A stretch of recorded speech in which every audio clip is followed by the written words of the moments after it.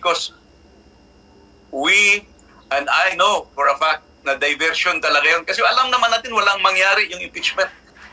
Kung speaking po of Vice President Sara Duterte, ay naglabas po siya ng pahayag kanina.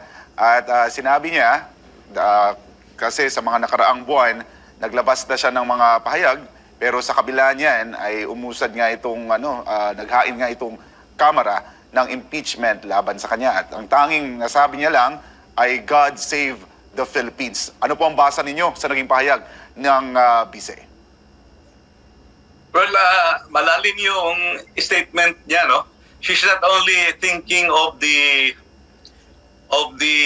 impeachment, but she's thinking of the situation, of the political, social, and economic situation of the Philippines. Because if the leaders of Congress or the leaders of the government can think that way, na bigla-bigla lang mag-file ng impeachment, that does not show position of stability in the international scenario, in the regional scenario like ASEAN countries, as well as the projection of the Philippine government.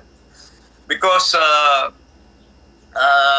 yung very important is to project a stable Philippines, project that our economic, macroeconomics are being met, that we are protecting the budget for our, especially for the poor, because who can protect the poor? Hindi nila kaya protektahan yung sarili na. Dapat yung thinking congressman and senators shall think of protecting the benefits of the poor, especially PhilHealth, especially 4Ps, especially the things that will redound to the benefit of the children and the children's children.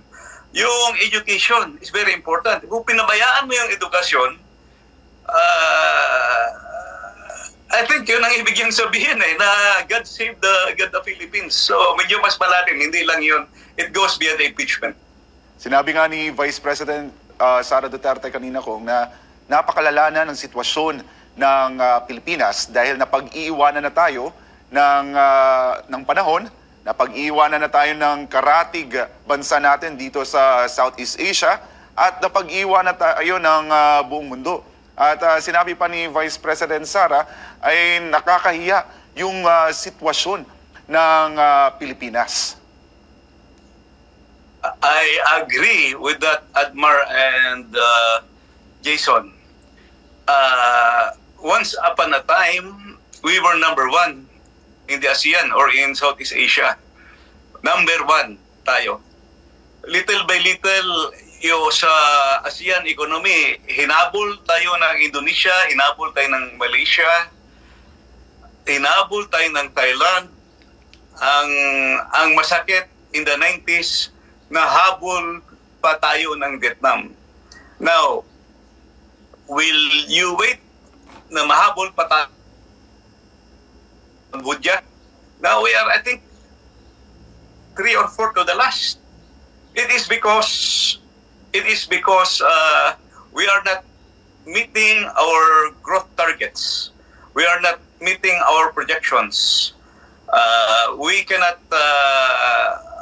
accelerate development. Why? Because of the problems of good governance.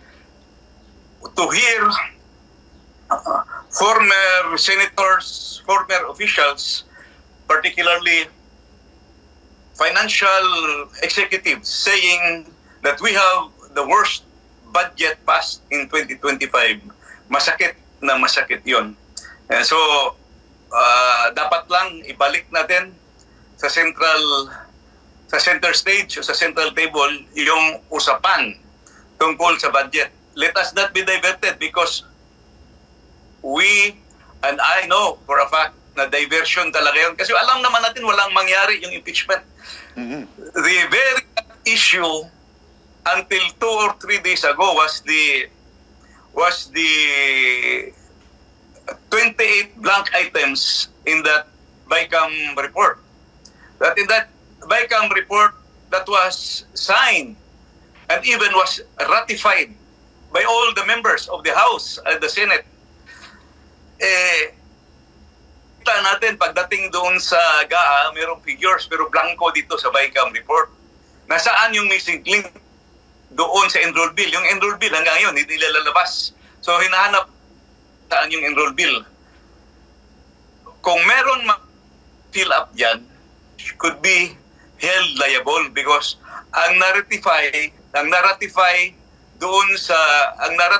doon sa both houses blanks. So dapat lumabas din yung blanks doon. So may malikot talaga ang kamay na nag-fill up yan.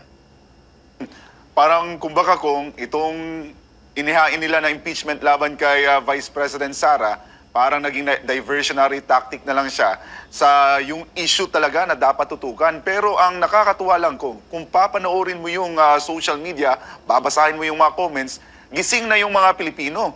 Pero yung ginagawa naman ng iba pang mga kongresista ay sinasilence, pinapatahimik yung mga pro-Duterte at yung mga laging napag-uusapan yung about sa blank items. Yes, I agree to that. And actually, alam naman natin yan. They will not do that for free.